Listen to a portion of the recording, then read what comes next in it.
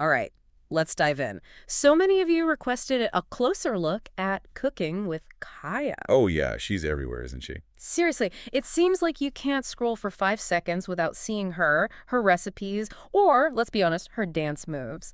We've got a ton of articles, research, and even some interesting YouTube takes. Yeah, definitely some spicy takes out there. But what's the deal? Why is cooking with Kaya such a phenomenon, and why does it seem like, especially for women, there are such strong reactions? You know, on the surface, it's cooking, right? Some dancing, a jingle. Hmm. Catchy, I'll admit. But the more we dig in, it really does feel like cooking with Kaya is tapping into something deeper. Like what?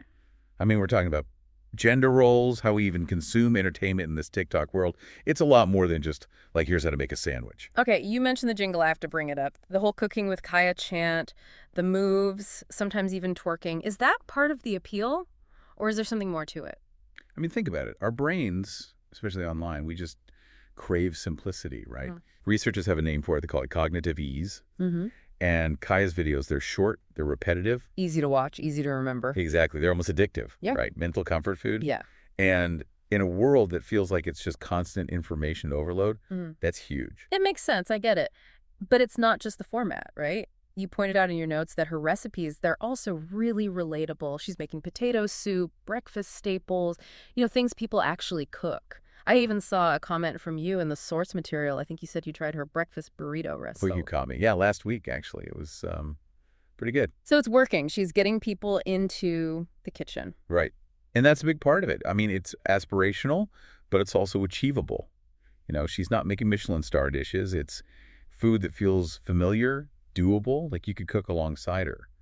And that creates a connection. And then there's the humor. I mean, that little make your man breakfast before I do comment, harmless fun or something more. I think it's both. On the one hand, humor, it's engaging. It Right. makes things memorable, it makes it shareable. But on the other hand, that comment, even if it's just a joke, it does kind of play into, these underlying anxieties some women have brought up. Right, like about competition and relationships. Especially in the digital age where everything feels so amplified. Okay, so we've got this engaging format, recipes people connect with, and then that touch of humor Yeah. all playing into her, skyrocketing popularity.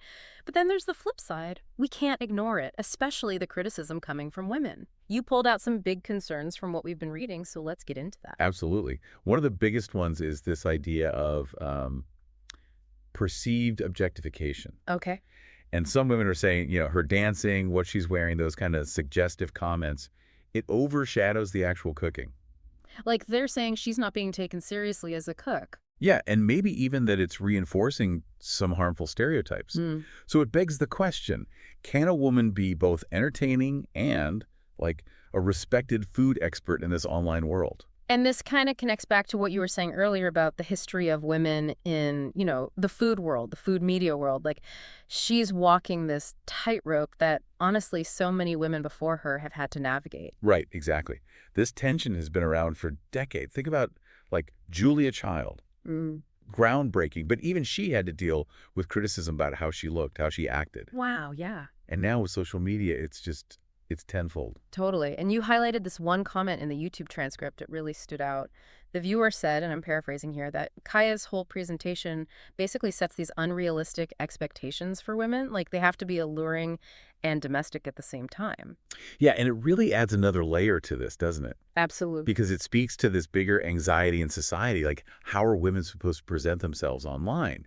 Effortlessly beautiful, amazing in the kitchen, always entertaining. It's a lot. It is a lot to unpack. And then, of course, there's the whole impact of Kaya's content on, well, relationships. I mean, stealing your man jokes, as lighthearted as they might seem, they've sparked some serious conversations.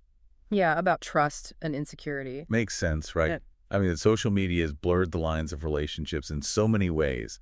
And then you have these videos, and it's like, even if it's unintentional, they can trigger these feelings of jealousy, competition. You flagged an article where a therapist even weighed in. They said, and I'm quoting here, that Kaya's content, while not inherently problematic, can exacerbate existing insecurities in relationships. Yeah, throwing fuel on a fire that's already smoldering. Yeah. And it really brings home the point that good communication in a relationship is crucial, right? Absolutely. If your partner's into Kaya's content and it's making you feel uncomfortable, you got to be able to talk about it openly and honestly. Great advice. So we've got the whole debate about objectification, the relationship anxieties, but there's this third criticism that kept popping up, and that's the authenticity piece. Oh, yeah, this is a big one. So is she genuinely passionate about cooking, or is this all just for, followers, brand deals, that whole... Right. Like, is it all just about fame and making money? Exactly.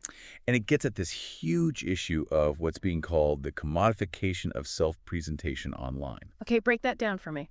Basically, it's turning your whole online persona into a product to sell. Ah. And with Kaya, the lines get really blurry. Like, is she a chef? Is she an entertainer? A businesswoman? Or all of the above? Yeah, that's the million-dollar question, and I feel like a lot of her viewers are really grappling with this. Right. They're trying to figure out, is she really sharing her love of cooking? Or is this a carefully crafted persona to get attention, to monetize her platform? It's tricky because, as you said, there's no easy answer. Like, we're living in this age where authenticity and performance, that line, it's so thin, especially online. Absolutely. And Kaya, she's like the perfect example. She forces us to confront these assumptions we make about people online, to really think about, what are the motivations behind the content we're watching, consuming, sharing? So we've got this really interesting, almost like paradox, right? You've got this huge popularity, but then all this controversy. People love her engaging format, the recipes, the humor. It's pulling in a huge audience. But then there's the criticism for maybe objectifying herself, stirring up anxieties in relationships, blurring those lines of authenticity. Right. And all of this is happening at the same time that there's this bigger cultural conversation, right? Mhm. About gender roles, about online entertainment, and honestly, just the power dynamics that are happening in the digital age. And then on top of all that, there's this other layer to the Cooking with Kaya story. It comes from this pretty bold YouTube video we found. The creator is arguing that Cooking with Kaya is being used as bait. And this is where things get really, really interesting. Yeah, this is where cooking with Kaya, even if it wasn't intentional, becomes kind of a social experiment. And it's revealing a lot about us, about our own biases and anxieties. Whoa. So before we go down that rabbit hole, just your initial thoughts based on what we've talked about so far, is Cooking with Kaya just harmless fun, or is there something more complex at play? Oh, it's definitely more nuanced than it looks at first glance. Yeah. And that's what makes it so fascinating to dive into. It's showing us how a seemingly simple cooking show can tap into these deep anxieties about gender, relationships, and this constantly changing world of online entertainment. Okay, a lot to think about. When we come back, we're going to dive into this whole bait theory and explore how Cooking with Kaya is acting as a mirror, reflecting our own attitudes and beliefs about women, food, and really just the complexities of life in the digital age. Buckle up. All right, welcome back. It's crazy how Cooking with Kaya has taken us from, like, potato soup and twerking to these big questions about gender and what's happening online. No kidding. Yep. I mean, before the break, we were talking about how Kaya's popularity could be tied to this whole cognitive ease thing, our brains wanting simple content online. But then you've got these criticisms about objectification, authenticity, all that. How do those two ideas even exist at the same time? Yeah, it's a bit of a paradox, right? On one hand, she might be successful because she's tapping into that desire for easy entertainment, like we were saying. But then on the other hand, people are calling her out for playing into stereotypes. Right, which brings up a whole other set of questions about how women are supposed to, exist in these online spaces. Totally. And speaking of that, one of the articles you shared talked about the male gaze and how it affects how women present themselves online. Do you think that applies here? I mean, yeah, probably, right? The whole idea that women are constantly being judged based on how appealing they are to, some imaginary male audience. Exactly. And that can create this pressure to conform to certain standards of beauty and behavior, even in something like cooking. And it's not just about being attractive, right? It's this whole thing where women have to be attractive, but not too sexy. They have to be skilled, but not intimidating. You even highlighted a quote in the article about that. It really fits with what's happening with Kaya, don't you think? Absolutely. It's like she can't win. People praise her for her looks, for being entertaining, but then turn around and criticize her for, maybe objectifying herself. It's such a tricky balance to find. Totally. And I think it goes beyond just Kaya, right? This is a bigger conversation about how women are portrayed and seen in media, especially on platforms like TikTok, where it's all about going viral and getting as much attention as possible. You're absolutely right. And it makes you wonder about the role algorithms and like the whole structure of these platforms are playing in all of this. You mean like because TikTok is all about those short videos, those quick hits of entertainment? Exactly. It might actually be encouraging a certain type of content that doesn't really allow for these more nuanced discussions about things like food or gender. So it's not just Kaya making individual choices, it's also about these larger systems that are shaping what we see and what gets popular online. That's kind of mind-blowing. Right. And it brings us back to this bait theory we mentioned earlier. Remember that YouTuber who was arguing that some men might be using Kaya's content to, like, intentionally get a reaction from women? Yeah, to like expose their insecurities and make them competitive with each other. Exactly. And that's a pretty controversial take, I'll admit. I'm still trying to process it all. What do you think? Is there any truth to that argument? It's tough to say for sure. I mean, obviously we can't just assume everyone has bad intentions or try to generalize about people, but I don't know. I guess it's possible that some people might be doing that. Right. And that YouTuber made another interesting point. They pointed out how the negative reactions from women toward Kaya seem to come later. Like, at first, there wasn't much criticism, but once men started giving Kaya all this attention, that's when the negative comments from women really started ramping up. It's almost like... Like their reactions were triggered by the attention she was getting from men. Exactly. And it kind of suggests that, at least for some women, their reactions might be tied to feeling threatened in their own relationships, or maybe feeling like they have to compete with Kaya. That's a really good point. And it just goes to show how social media can make those anxieties and insecurities we all have so much worse. Totally. So even if we don't buy into the whole bait theory, it still brings up some important questions about how social media impacts relationships and how the content we see online can bring up all these complicated emotions. Absolutely. And it all goes back to this idea of cooking with Kaya being like a social mirror. Yeah, reflecting something back at us. It's not just about the food or even Kaya herself. It's about what this whole situation reveals, about how we think and feel about gender, relationships, and this whole crazy digital landscape we're all living in. Yeah. And one of the articles you sent used the term parasocial relationships to describe how people connect with people online. Parasocial relationships, yeah. I remember that. It's like we feel like we know these online personalities, even though it's not a two-way street. Exactly. So in a way, Kaya's viewers might be projecting their own experiences and anxieties onto her and her content, even though she's not actually part of their lives. Wow, so we're basically laying our own baggage onto her without even realizing it. It's possible. And that can lead to all sorts of misunderstandings, misinterpretations, even conflict, like with this whole bait theory and the worries about relationships. It's wild how something as simple as a cooking show can bring up all this stuff. It really shows how social media can both connect us and, drive us apart. It really does. And I think it highlights the importance of, like, media literacy, being aware of how the things we watch and read online affect us, our thoughts, our feelings, even our actions. So if we're trying to sum all this up for our listeners, what are the big takeaways from this deep dive into cooking with Kaya? Well, I think the biggest thing is to be aware of how we're engaging with stuff online. It's not just about passively watching. We have to question things, consider different perspectives, and just be aware of how it might be affecting us. Yeah, and remember that there are real people behind those accounts, and what we say and do online can have real-life consequences. Exactly. It's so easy to get caught up in the online world and forget that there are actual human beings on the other side of the screen. Totally. And it's not just about being nice, although that's definitely important. Yeah. It's also about being thoughtful about the things we read and watch, and about the stories we're spreading. What do you mean? Think about that bait theory again. Whether or not we believe it, it shows how online content can be used to reinforce harmful stereotypes and cause division. We have to be aware of that and challenge it when we see it happening. Okay, so it's not just about being nice, it's about being responsible. Exactly. We have a responsibility to think critically about what we're watching and sharing, and to be aware of how it might affect other people. This has been a wild ride. I mean, we started with potato soup and dance moves, and now we're talking about gender, relationships, authenticity, the power dynamics of the internet. It's amazing how cooking with Kaya has become this mirror, reflecting back all these anxieties and beliefs we have about the world. It really shows how powerful online content can be in starting conversations and making us question the things we think we know. And that's what the deep dive is all about. Totally agree. So to everyone listening, we encourage you to keep thinking critically about what you see online. Question things, look for different perspectives, and most importantly, remember that there are real people behind those accounts. And if Cooking with Kaya has taught us anything, it's that even the simplest things can be more complicated than they seem.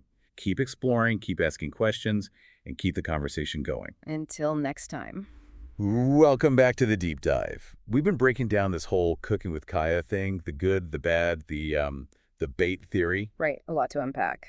But before we wrap up, we really need to talk about the impact all this is having on Kaya herself. Yeah, it's easy to forget sometimes that behind all these viral videos and online personas, there are actual people dealing with real-life consequences. Exactly.